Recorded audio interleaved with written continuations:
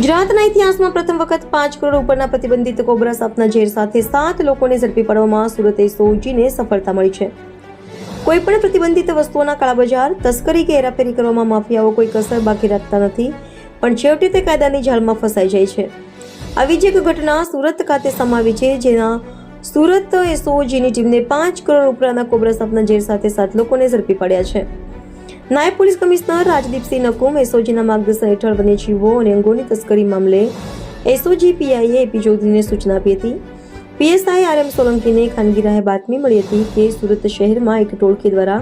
Cobra સાપનું ઝેરની તસ્કરી કરી મંગાવી તેનો સોદો કરવાની ફિરાકમાં છે.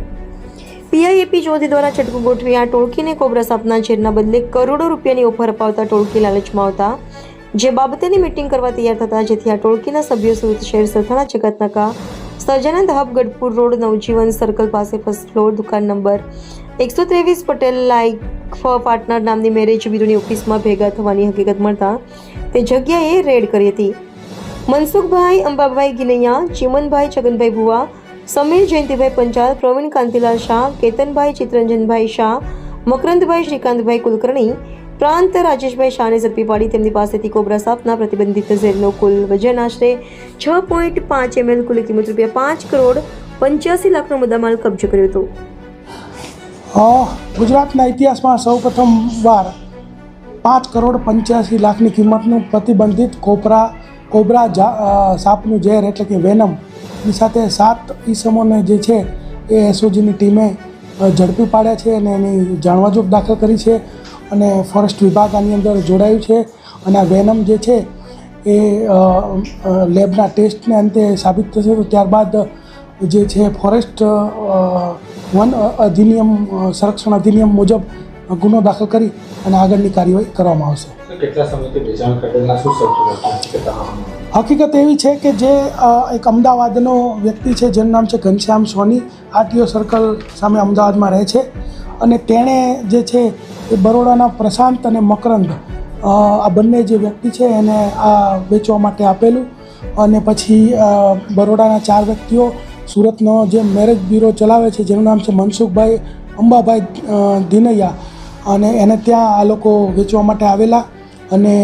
9 કરોડમાં જે છે એ ડીલ પાકી થયેલી અને એ વેચવા માટેનો પ્રયત્ન કરતા હતા. એ દરમિયાન જ તે એસઓજીની ટીમે આ 7 આરોપીઓને આ જે 6.5 ml કોબરાનું ઝેર વેનમ છે એની સાથે ઝડપી પાડે છે. આ જે વેનમ છે એ પ્રતિબંધિત છે અને એની 1 mlની કિંમત 90 લાખ રૂપિયા ઇન્ટરનેશનલી ગણાય છે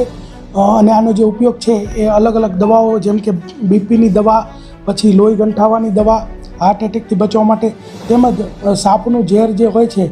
એ ઝેર સાફ કર્યા પછી તેના ઉપચારની અંદર એન્ટી વેનમ તરીકે પણ આનો ઉપયોગ થાય છે. અને મોટી જે રેવ પાર્ટીઓમાં હોય છે કે અમુક લોકો જે છે સ્નેક બાઇટ અથવા સાપના ઝેરથી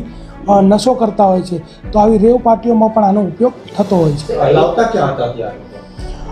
જે ઘનશ્યામ સોની છે જે વોન્ટેડ છે, જેણે આ બરોડાના જે 4 વ્યક્તિ છે એને આપેલું ને એમાં એક એડવોકેટ પણ છે અને આ જે છે ઘનશ્યામ પકડાશે ત્યારબાદ આપણને ખબર પડશે કે આ લોકો ક્યાંથી લાવેલા હતા. અત્યાર સુધીમાં કોઈ એવું જાણવા મળેલું નથી.